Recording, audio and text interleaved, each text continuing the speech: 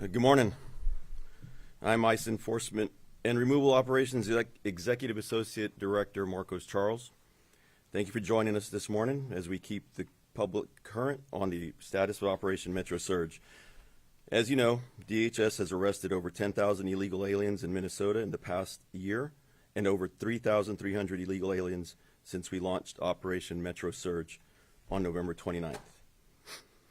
But instead of discussing statistics, we're going to discuss it's important to know that there's a cost for everything, and the cost of Minnesota's sanctuary policies is steep. ICE is in the Twin Cities to remove criminal illegal aliens who have been released from jails and prisons despite the risks they pose to the public. The people we've arrested are here are not people you want living next door to your families, your children, your parents, or your best friends. They're criminals like Salvadorian criminal illegal alien Carlos Antonio Flores Miguel, an MS-13 gang member and registered sex offender with a final order of removal from 2021. He was deported 4 times and convicted of illegal entry twice and was charged with strong-arm rape and resisting an officer. Despite being arrested in El Salvador for robbery, the Biden administration released him in the United States in 2022. When we arrested him, he punched and kicked our officers and even attempted to grab an officer's gun. I don't know if it's up there, but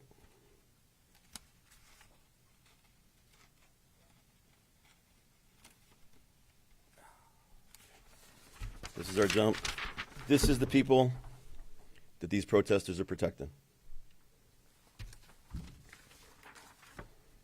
We also arrested St. Lucian criminal illegal alien Nelbert Joseph, who has 11 criminal convictions, including larceny, stolen vehicle offenses, and has a final order of removal in 2023.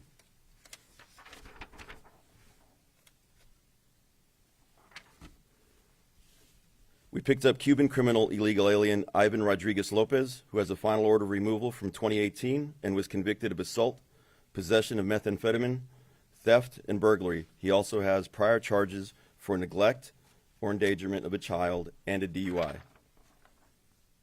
These are the people protesters are protecting. We picked up Cuban criminal illegal alien, it's the wrong guy. Another one is a Laotian criminal illegal alien Yao Li, who was convicted of second-degree murder.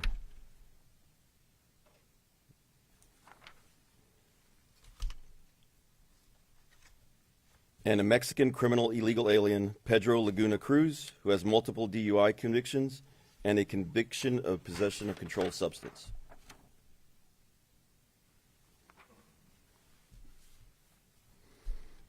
These are the people who the church agitators were protesting for. These are the people the violent agitators ramming our vehicles and attacking our officers are trying to defend. It's easy to debate immigration enforcement when it's abstract, but behind every one of these arrests is someone who committed a crime that put your friends, family, neighbors, community in danger. The public deserves to know exactly who ICE has taken off the streets and why we're here today. It's my responsibility to make sure everyone understands that ICE is only in this state to pick up the ball that local leadership has dropped. Today, I want to ask Governor Walz and Mayor Frey directly, please honor our immigration detainers that we've lodged against criminal illegal aliens in Minnesota, in the state's jails and prisons. Please work with us instead of against us. Please remember the victims whose voices are no longer here to speak for themselves. Please stop creating obstacles to keep Minnesotans safe. We're all on the same team, and our cooperation will save lives. I'd like to turn this over to Commander Greg Bovino. Thank you, sir. Thank you, sir.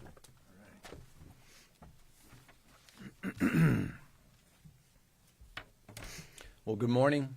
I'm Greg Bovino, Commander-at-Large of Customs and Border Patrol Assets here in this great city of Minneapolis, Minnesota. I'm glad to be here this morning. I'll make a few remarks and then we're going to open this up to questions. Please hold all questions until the end. Now, folks, we've seen the excellent work that Mr. Marcos Charles has detailed here. This excellent work on these screens here. Marcos, you and your team are out there every day, Border Patrol, ICE, and those allied teams, and they're taking these folks off the streets. These folks were walking the streets less than 24 hours ago. Marcos and his team in Border Patrol are taking them off the streets by the dozens and sometimes hundreds every single day. So that's some fantastic work. We want to continue to accomplish that work. But what I would like to touch upon this morning is how much better this work could be. How much better can we do what we do? And how much better for who? For you, which you being Ma and Pa America and the taxpayer, how much better this work can be for the taxpayer. Now, better to the citizens here of Minneapolis as well. Minneapolis, 2020 riots, this most current influx of anarchists and folks that want to disparage and occlude this Title VIII law enforcement mission. So we can do this much better for the citizens of Minneapolis. And what this revolves around is the climate.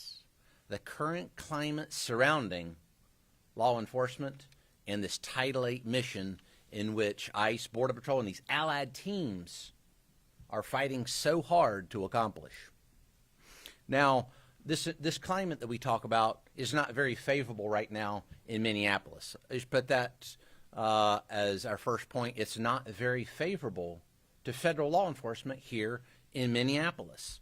Let's take a look at what happened yesterday. Some of you may know that Border Patrol and ICE were out conducting our Title VIII mission, and several of our teams were set upon by violent protesters, anarchists, rioters, individuals, and extremists that were intent on ensuring that we did not take these very people that Marcos talked about off the streets. Intent that we would not arrest these individuals, these illegal aliens that prey upon Ma and Pa America every single day. So yesterday I had the fortunate opportunity to once again work with those fine agents in ICE and Border Patrol. And in doing so, from the very beginning of the shift all the way through the end of the shift, all day long, it was a running battle with those very extremists that I've talked about. So as we were looking to conduct that targeted enforcement against some very vile criminals, we were met with resistance. One of those criminals that we were after was Victor Urice. Mr. Victor Urice, a target that we were after yesterday. This individual is a convicted felon from Mexico with serious weapons offenses, fleeing from police, and a criminal rap sheet so long that I can't remember it all. That's who we were after yesterday. Now, as we were after Mr. Urice, we were set up on rioters who tried to stop us at every point yesterday. Simply using the restroom at a gas station was met with significant resistance. A lot of people would call that stalking. I don't think any of us would like to be stalked, but being stalked for 8 or 10 hours at a time is not a very favorable climate. Hey, folks, where were the cops yesterday? Where was Minneapolis Police Department during that 8-hour stalking events? Anybody care to venture a guess? I'd like to venture a guess, and it's I don't know. So it's that climate we're talking about.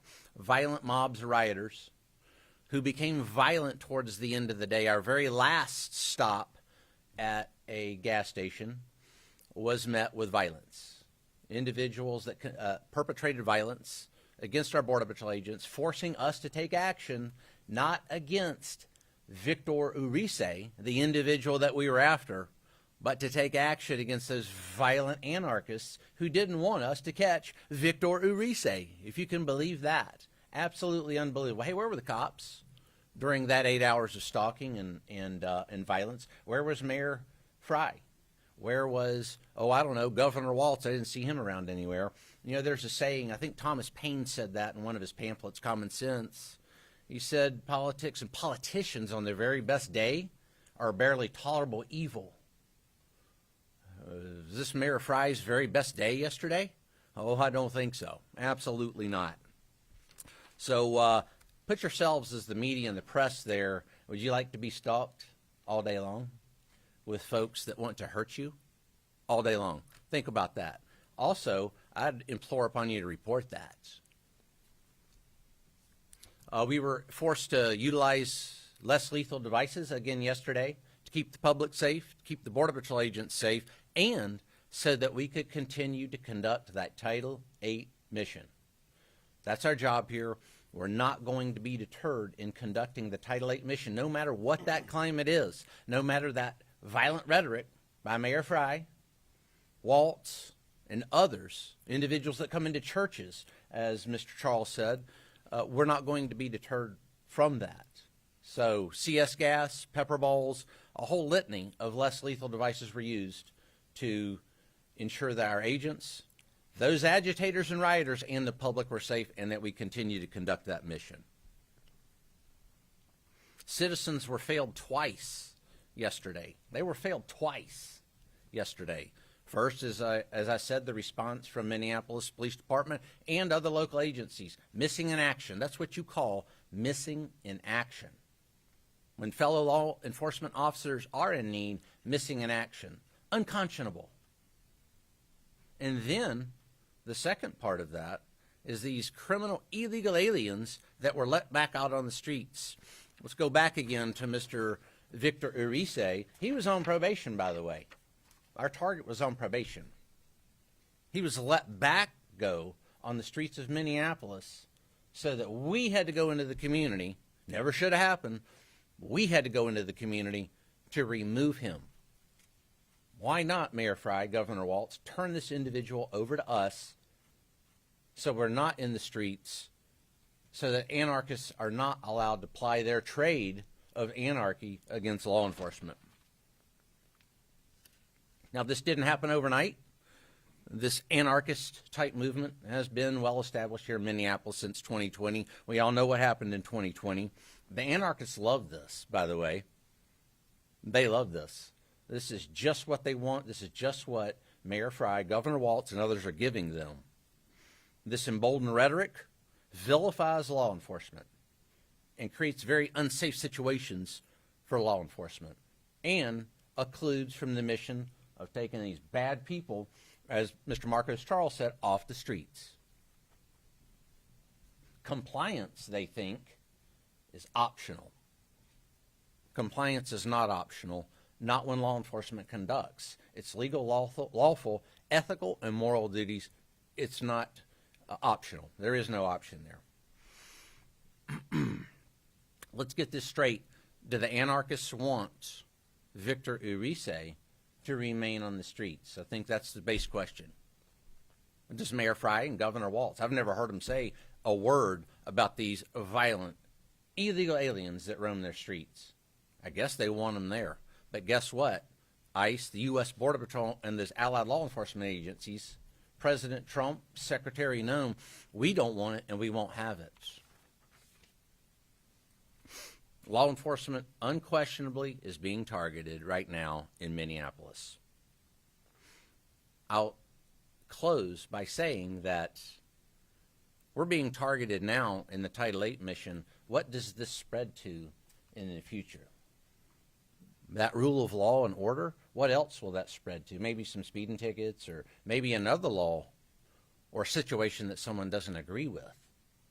It'll spread to that as well. We're not going to allow that to happen here in Minneapolis or anywhere else. We're here to stay the course. We will stay the course. U.S. Border Patrol, ICE, and all allied law enforcement agencies, we're here and we are going to accomplish the mission. I'm glad to be here. Our agents are ecstatic to be here. ICE agents are glad to be here. Removing that off the streets, it will continue. Thank you. Commander. Let's start with Nicole, for the name and outlet. Sure. Nicole Skanga, CBS National News, Commander Bovino, EAD Charles. Thank you so much for being here. 2 days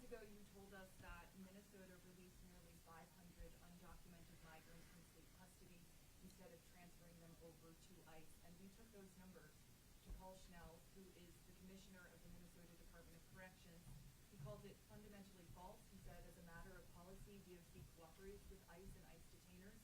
He showed us multiple examples of convicted criminals serving time in Minnesota state prisons, including names that you displayed on these screens, and he showed us how they were transferred from state prisons into DHS custody days before. EAD Charles, we also took your statement that there were more than 1,360 pending ICE detainers statewide, and he told us his department conducted a statewide survey, a review, and found just 207 individuals in state prisons and 94 in county jails are subject to ICE detainers right now. That's 301. Can you help us understand why Minnesota's top corrections official says not only has the state been honoring ICE detainers for decades as a policy, he doesn't understand where the Department of Homeland Security is getting its numbers from. What is your response? So the Department of Corrections for Minnesota does honor our detainers. We pick individuals up from the state. It's the counties that do not honor our detainers. So when the state gets them and those detainers are lodged against the state, we get those bodies. So However, is cooperating the state DOC is the only entity that we can pick up from. We are not, we're opening up dialogue with some of the counties, and we are looking to see if they are more willing to honor our detainers at this time. The 1,300 number is statewide in counties that we have lodged. They may not have record of it if they don't file them, because they don't honor them. They have no reason to keep them. How do you fix that problem, and which counties are not cooperating with ICE so that we can follow up? Just look at the majority of the counties. Just go through the list. I believe there are 87 counties in Minnesota. Just look through every one of their records. That's what I suggest as far as that. As far as what we can do to make it better, the governor should talk to the counties and let them honor our detainers. Many of these sheriffs want to help us. And just as a final point, though, it is true that some of the worst have been handed over to ICE by Minnesota state officers from Minnesota state prisons. Some of the ones that we have up here, Correct. the ones that we've listed, I believe, have all been either arrested at large or come from a county that has released them and we've picked them up. But through a coordinated transfer. No, not all. Go ahead. Commander Bovino, sources tell MS Now that you had an argument with a magistrate judge on duty here in Minnesota recently. Can you describe why you were upset with that magistrate judge? Okay, sir, I've not had any argument with a magistrate judge. You're going to have to be more specific there. I've not talked to a magistrate judge from then to myself, no. We understand it's because you were upset with the magistrate judge for rejecting arrests on the grounds of assaults on federal officers. They argued it wasn't warranted. Do you have any comment on that? I do. We work very hard with Department of Justice, with the courts to gather and obtain those warrants. One of those warrants will go back to Victor Urice here. We did work several days to get a warrant for this individual, and we worked through what we needed to do to get a warrant for this individual. And we're going to continue to work with judges and the courts to obtain these warrants with those judges. And then final question, do you have any moral or ethical qualms about detaining a 5-year-old on his way back from preschool? Be more specific. I don't. Liam Ramos in the Columbia Heights School District, do you have any moral or ethical qualms about that? We conduct legal, ethical, and moral law enforcement missions here in Minneapolis. So as far as what you're saying with that particular individual, you'll have to be more specific, because I didn't detain a 5-year-old. And we're going to continue with that law enforcement mission. Oftentimes you will see violent illegal aliens that perhaps do have families. And those violent criminal illegal aliens are going to be arrested. I've got no qualms about making America a safer place when we arrest those illegal aliens. Next question. Commander Alex Capriello with News Nation. You talked a lot today about the hostile environment that your agents are facing. We do know that military assets, namely National Guardsmen, are literally waiting in the wings for the president to invoke the Insurrection Act to actually provide that backup, that potentially you might need. Would you encourage the president at this moment, given what you've seen on the ground here in Minneapolis, to invoke the Insurrection Act to help you?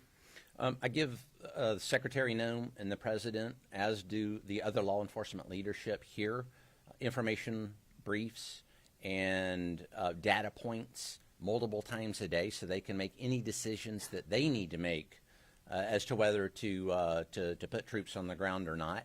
So I'll leave that for President Trump and Secretary Noem based on the vast amount of information that is parlayed to them each day. And a quick follow-up, you used some tear gas yesterday, and I know you just mentioned it, but obviously there was a recent ruling that was an appeal from the Department of Justice to allow your agents and federal agents to use those types of measures.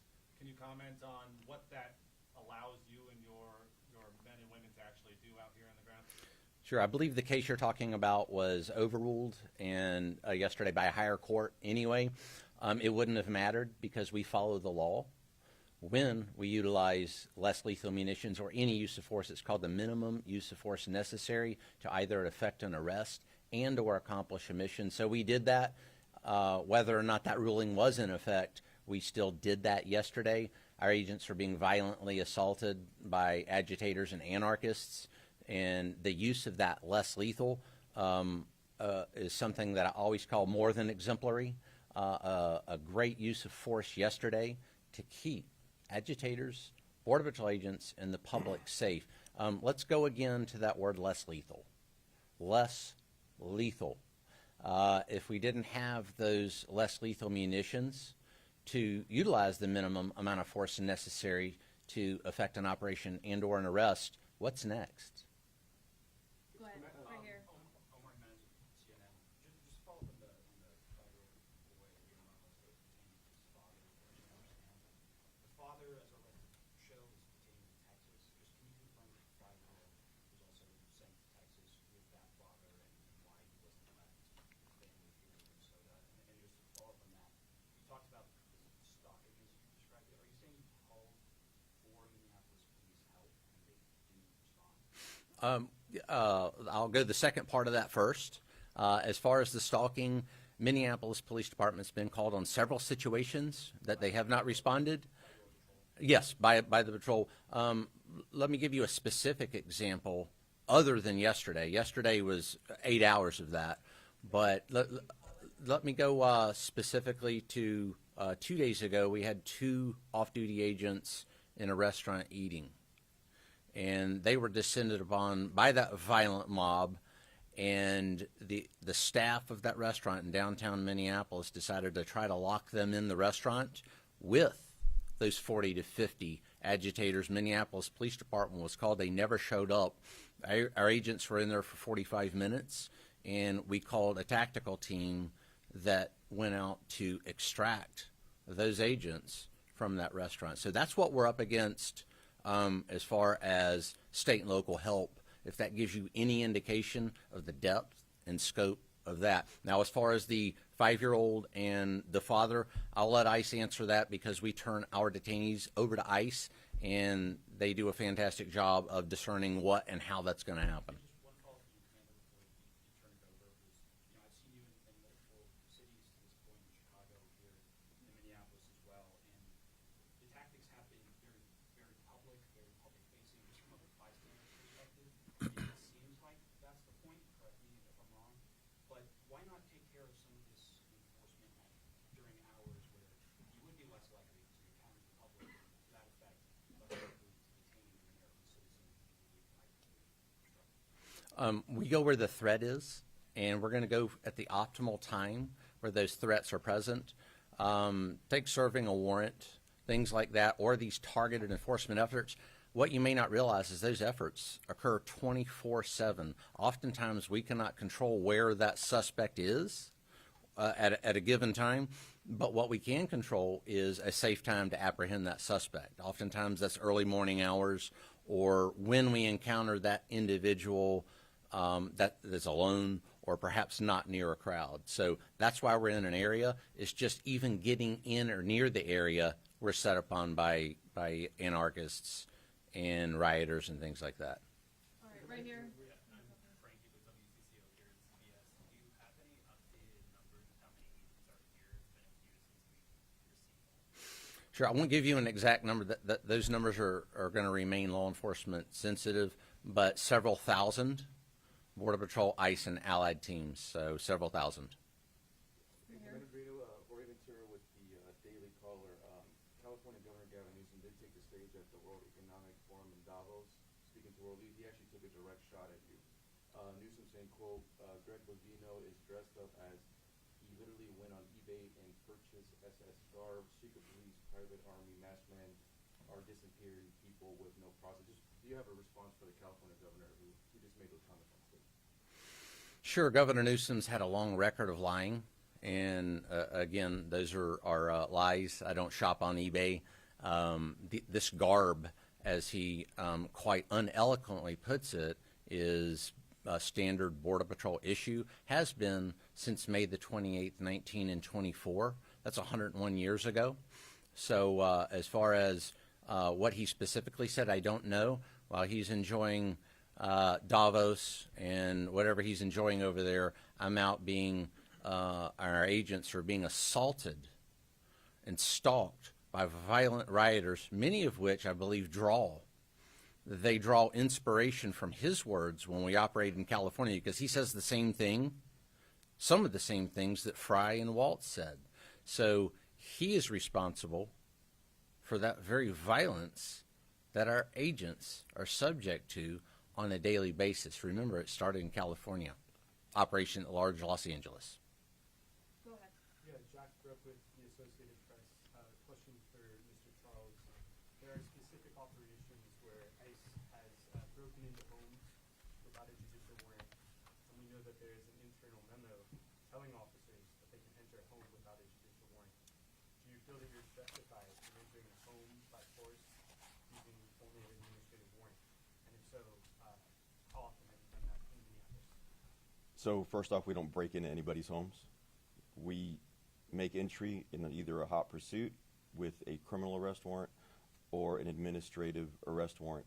The thing to remember is these administrative arrest warrants have been deemed justified by courts, also in immigration purposes. Also, the one thing that you need to know is that these warrants are based on an immigration judge's decision that these individuals are now removable from the United States. This is their final order of removal, and those warrants are based on that decision.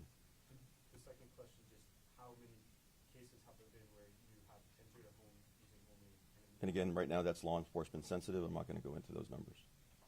Peter, also from Gallup. Commander, you said yesterday with the MPD, calling them. Did you actually call Minneapolis police yesterday during that? And at a certain point, you obviously are a very visible figure. People recognize you when you're out about with these agents. Do you think that your presence on these operations is helping or hindering in the moment? Sure, I think anytime law enforcement is conducting that tightly mission, it certainly helps. As far as tactically helping yesterday, actually I do, and I'll explain that. Is that violent mob decided, perhaps because I was a bit more visible, to follow us.